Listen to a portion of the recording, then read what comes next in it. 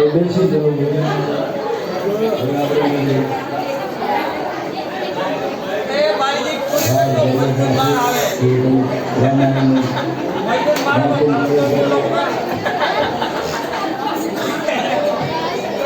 અયોધ્યામાં જે આનંદ છે બિલકુલ છે.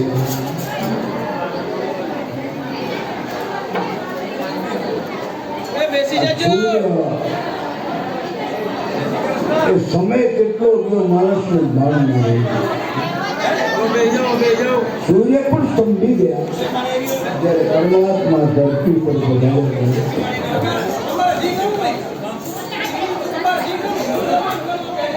ભગવાન ભોળોનાથ દેવતાઓ આજે રામના બાળ રૂપના દર્શન કરવા પધાર્યા છે.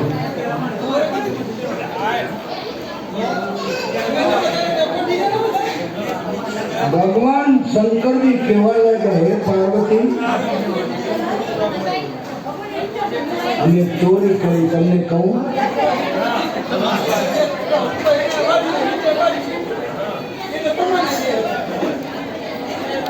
ભગવાન શંકર એમ કહે કે અમે ચોરી કરી. પાર્વતી કે તમે ચોરી કરી? થોડી વાર 5 મિનિટ શાંતિ જાળો, પછી આપણે પોતાનું વિરામ પ્રસાદ ભાર કરશું.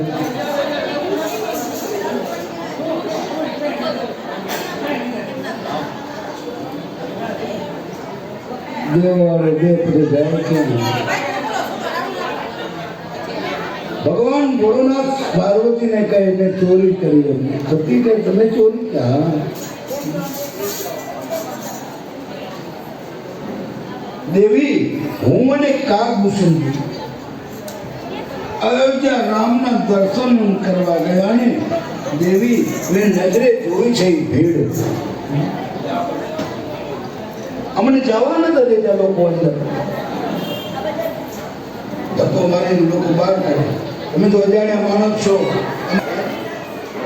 પબ્લિક અયોધ્યાની જવા ના દે કે અમારા લાલાની, અમારા કનૈયાની, અમારા એ રામ ઘણી ઉંમરે દીકરાનો ધર્મ.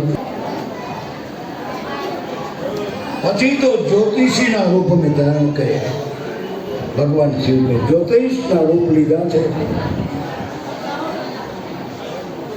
દશરથજીને કહેવડાવ્યું કે અમે હિમાલયથી આવ્યા છીએ. પ્રકાંડ અમે જ્યોતિષીઓ છે, દોષ જોવા માટે આવ્યા છીએ. તમારા દીકરાના મને દર્શન કરાવો. તમારા દીકરાને જોઈને જન્માક્ષરની કુંડલી અમે બનાવી આપશું. ભવાની હે પાર્વતી, આવું અમે કર્યું ત્યારે અમને પ્રવેશ મળ્યો ત્યાં. માણસો જવા નતા દેતા. શું ધર્યું? નજર લાગી જાય તો અમારા જ્યોતિષીઓના રૂપ લીધા ત્યારે અમને અંદર પ્રવેશ મળ્યો હતો. પાર્વતીજી આમ ભગવાન ભોળાનાથ એમ કહી રહ્યા.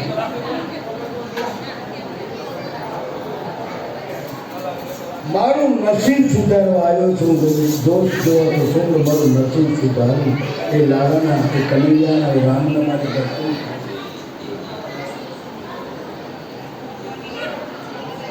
કાગભૂષણજી ગયેલા, બને જુદા જુદા ગયેલા. શંકર ભગવાને સજીવને કિનારે પહોંચીને જ્યોતિષીનું રૂપ લીધું. બ્રાહ્મણ જ્યોતિષ જાણે છે તમારા બાળકનું એ દોષ જોવા માંગે છે તો દશરથજી કે ભલે આવવા દે.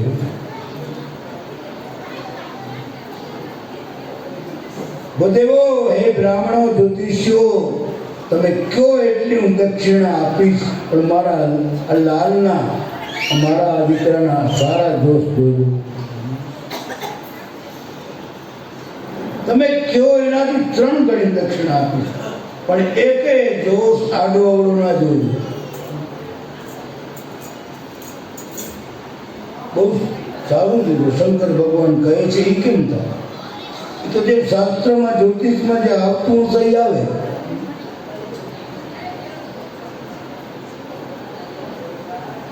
તમે 3 ગણી દક્ષિણા લઈ લો પણ આડું અવળું બીજું ન જોશો. સારું સારું જોયું.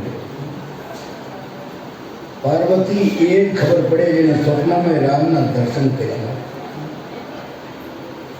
પગની રેખાઓ જોતા કહે માં તમારો દીકરો બહુ મહાન થશે. બહુ સારું. એનું નામ લઈને લોકો ધન્ય બનશે. હા એ બરાબર. એવું જો એ બરાબર. બહુ સારું. બતાવતા જ્યોતિષી શંકરે શું કહ્યું? આના પગમાં એક એવી રેખા છે. એક સાધુ આવશે ત્યાં, ઈ તમારા દીકરાને લઈ જશે. માં રડવા માંડી કૌશલ્યા. એ બરાબર. કઈ માને રુદન ના આવે?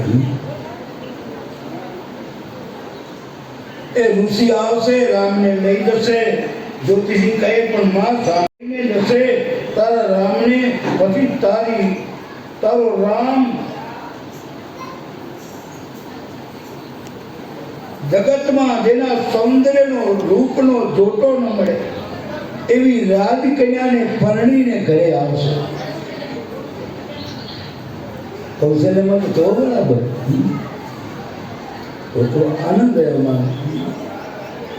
માતાજી મણીઓનો ઢગલો કરવા લાગ્યા શંકરજીની પાસે. બાબાજી તુલસીદાસજી મહારાજ કહે છે કૈકેયીના પુત્રનું નામ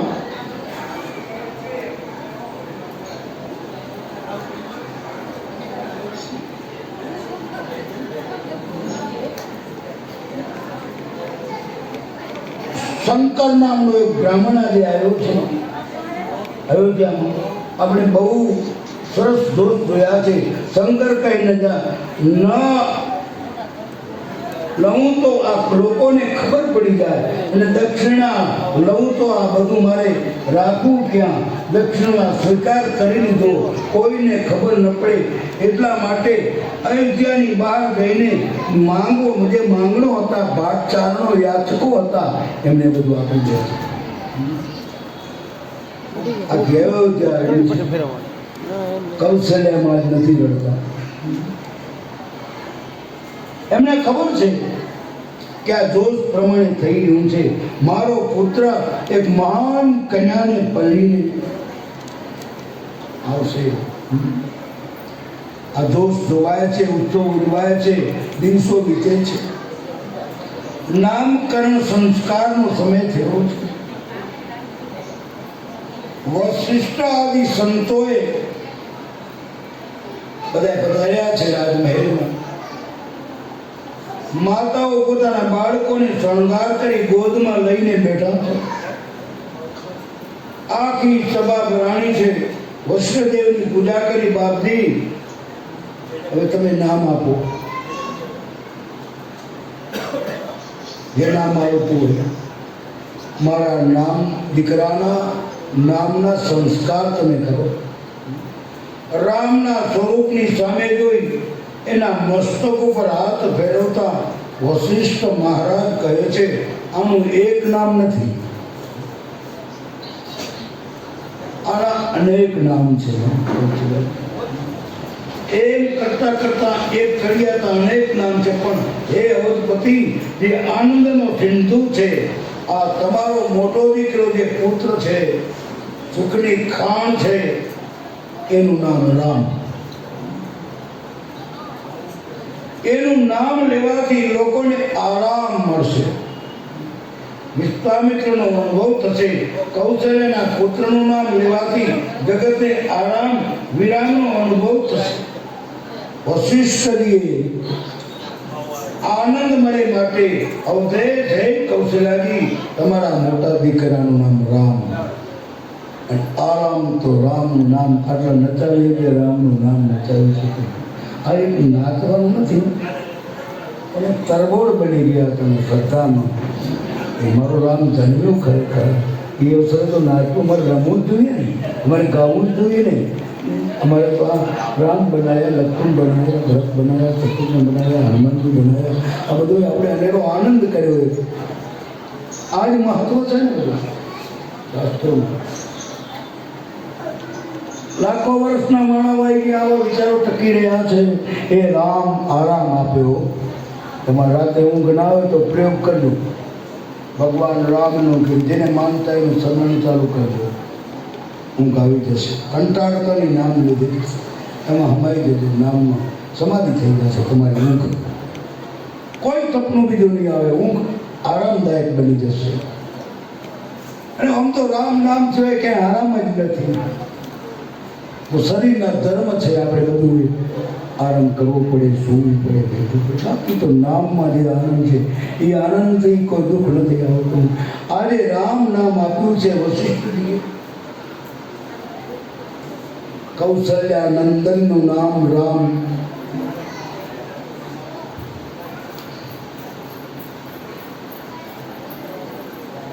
મોટા પુત્રનું નામ રામ રાય। જય જયકાર થયો છે। બોલીએ રામચંદ્ર ભગવાન। કઈ કઈની ગોદમાં રામની અણસાર, રામનું અણહાર। રણના જેવો રંગ, રામના જેવો સ્વભાવ, જે બીજો પુત્ર શ્યામ વરણ। વશિષ્ઠ કહેવા લાગ્યા, વિશ્વ ભરણ પોષણ કર દોરી, તાકર નામ ભરત યશો। આ બીજા પુત્રનું નામ, કૈકેયીના પુત્રનું નામ। એ નામ પાડતી વખતની ચોપાઈ જરા સમજ્યા જેવી છે। મહાત્માજી કહે જેનું સ્મરણ કરવાથી વિશ્વનું ભરણ પોષણ થાય, એનું નામ લેવાથી જગતનું ભરણ પોષણ થાય। આનું નામ ભરત રાખ્યું છે। કોણ આ વાત માનશે? ભરતનું નામ લેવાથી તો ભરણ પોષણ થઈ જાય। કયા અર્થમાં આપણે સ્વીકારવું તો પડશે? કયા અર્થમાં સ્વીકારવું? ભરત એમ બોલ્યા કરીએ તો વિશ્વનું ભરણ પોષણ થાય, શું સમજવું? અને એક ભક્તિનું નહીં, વિશ્વના ભરણ પોષણની વાત। એ કારણ સંતોએ સીધું સાધું બતાવ્યું, ભરતજી એ વિષ્ણુનો અવતાર છે।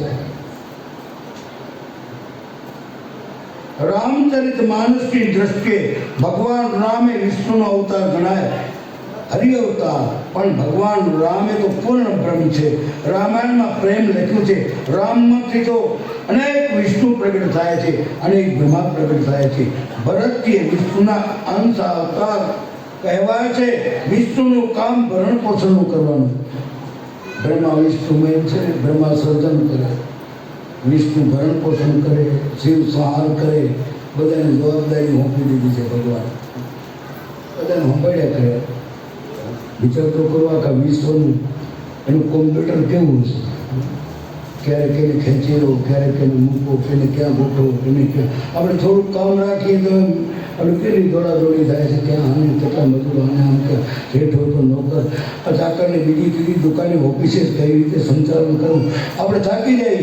આખા વિશ્વનું સંચાલન કરનારો મારો બાપ બ્રહ્મ રામ। આ બળા વિષ્ણુ એ ભરણ પોષણ કરનારા વિષ્ણુનો ભરતલાલજી। બોલીએ ભરતલાલજી મહારાજ।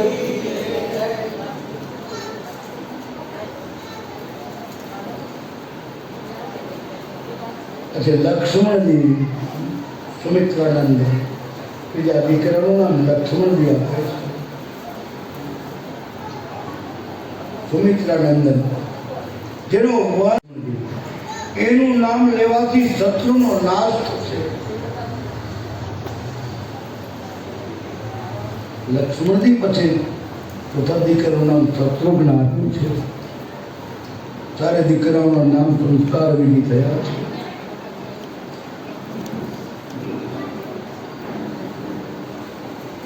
ભરતજી ક્યારેય ક્રોધ નથી કર્યો, પણ મંથરા ઉપર એમને ક્રોધ આવી ગયો। રામ પ્રેમી, એટલા રામ પ્રેમી હતા ભરતજી, 14 વર્ષ અયોધ્યાની ગાદી ઉપર ન બેઠા। અત્યારના નેતાઓ 5 વર્ષ ગાદી માટે શું કરી નાખે.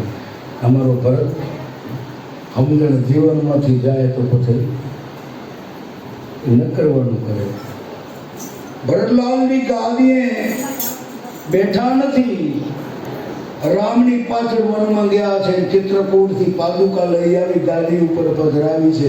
કાયમ પોતે બહાર રહ્યા છે, પાદરમાં, નંદીગ્રામમાં. દરરોજ પાદુકાની પૂજા કરવા જાય, સાંજ સવાર રાજ્યની વ્યવસ્થા સંભાળે. એવા ભરતલાલજીનું નામ લેવાથી જગતનું ભરણ પોષણ કરનાર વિષ્ણુ અવતાર છે ભરતજી.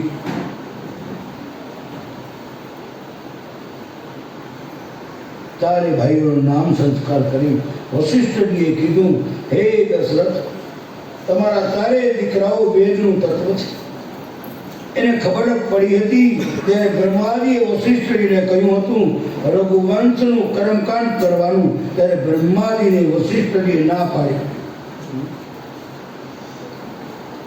કે હું કોઈ કર્મકાંડ કરું એવો સામાન્ય પુરોહિત નથી, હું તો ઋષિ છું.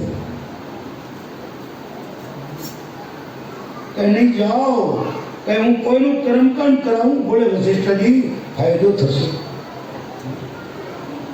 તમે જે કુળમાં કર્મ કરાવવા જાઓ છો ને એ કુળમાં બ્રહ્મનો જન્મ થવાનો, મોટું સન્માન મળશે તમને. બ્રહ્મ તમારો શિષ્ય બનશે. માટે વશિષ્ઠજી કબૂલ થયેલા. નહીતર વશિષ્ઠજી કે નેમ દક્ષિણા સ્વીકારે, કાંડા બાંધે, આશીર્વાદ આપે, એનું શ્રાદ્ધ કરાવે. આ કર્મને ઋષિ મુનિ હોય, ઋષિ અને મુનિ, બ્રાહ્મણ મુનિના, સાધુ ઋષિના. યાચક એટલે માંગવું નહીં.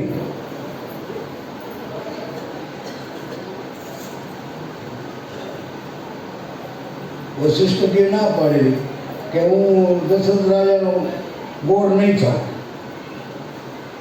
પણ સમજાવ્યા કે તમે જાઓ, ગોળ પદું નહીં પણ બ્રહ્મનો અવતાર થશે. અને ત્યાં તમને ભગવાનનું દર્શન કરવાનો લાવો મળશે. અને જે કર્મકાંડ કરે ને, બ્રાહ્મણી કર્મ જે કરતા હોય ને, બ્રાહ્મણો બહુ સાવધાન રહેવું જોઈએ. મંદ કર્મ કીધું છે ને, ઉપરોહિત કર્મ અતિ મંદા.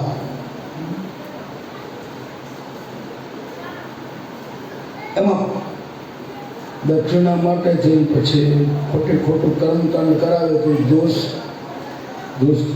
એને લાગે, જે બ્રાહ્મણને લાગે છે. યજમાનને કાંઈ, યજમાનને ખબર નથી જે બ્રાહ્મણ કહે બરાબર. એટલે સાવધાન રહેવું પડે છે. બધે નામ સંસ્કારના દિવસ મોટો ઉત્તમ છે. જેમાં અયોધ્યા આખી ધન્ય બની ગઈ છે. મંગળ નામ પાડ્યા છે. કેવા નામ, દુનિયામાં બધાના નામ ભૂસાઈ ગયા, પણ આ 4 નામ હજી એવા ને એવા તાર્યા છે. નામ અને ગુણનો સમન્વય હોય તો રામાયણ રામની કથા ગાવું છું, રામના વખાણ કરું એવું નહીં. પ્રમાણ સહિત સંતોએ વાત કરી છે.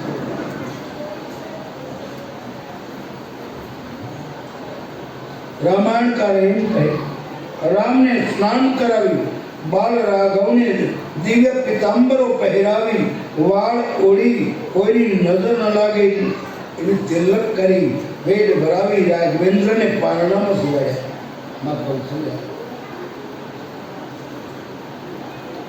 કૌશલ્યા માને થયું કે ઈષ્ટદેવની પૂજા કરી. ઠાકોરજીને ભોગ ધરાવું. દેખો, આપણે આ કરવાનું છે. આપણે નથી કરી શકતો. કાયમ આપણે જે માનતા હોય ને, આપણો જે મંદિર હોય, ગોખલો હોય, કબાટ હોય, એમાં બેસાડીએ છીએ. ત્યાં થોડુંક અર્પણ થાય, પહેલું ભોજન, પછી આપણે આરોગ્ય પ્રસાદ બની જાય. આજમાં કૌશલ્યા પોતાના ઈષ્ટને પ્રસાદ ઝાડ ધારવા જાય. ઠાકોરજીને ભોગ ધરાવેલો, માતાજીએ સ્નાન કર્યું, ઉપચાર કરી, ભગવાને ભોગ ધરાવ્યો, રસોડામાં માતાજી જોવા ગયા, કઈ વસ્તુ તો રહી નથી ગઈ ને, ભૂલાઈ તો નથી ગયું ને. રામાયણમાં લખ્યું છે કે ઠાકોરજીને સામગ્રી કરીએ ને પછી ખબર હોય કે રસોડામાં દ્રષ્ટિ કરવી પડે. ઠાકોરજીની સામગ્રી બાકી તો નથી થઈ. માં કૌશલ્યા રસોડામાં ગયા છે. એક ઘટના બની, રસોડામાંથી જ્યાં આવે ત્યાં ભગવાન રામને ભોજન કરતા જોયા. શ્રી રંગની મૂર્તિને બદલે ભગવાન રામ ભોજન કરે. શ્રી રંગ ઈષ્ટ હતા રઘુકુળના, એને બદલે રામને જોયા ભોજન કરે. માં ચકત થઈ ગઈ. આ શું? ક્યાં ગયો મારો રામ? પારણું જોવા જાય તો રામજી ઘસઘસાટ પારણામાં ઊંઘે છે. બાલક દેખે મહાત્માજી કહે બે કેમ? એકને બદલે બે કેમ? માતાજીની બુદ્ધિ ચકિત બની ગઈ, ભ્રમિત થઈ ગઈ. નક્કી ન કરી શક્યા કે હું શું જોઉં છું. ઘડીક પારણા તરફ, ઘડીક મંદિરમાં. રામ હસે છે, એક જગ્યાએ સૂતા છે. આ બંને ક્રિયા એક સાથે તો બ્રહ્મ જ કરી શકે.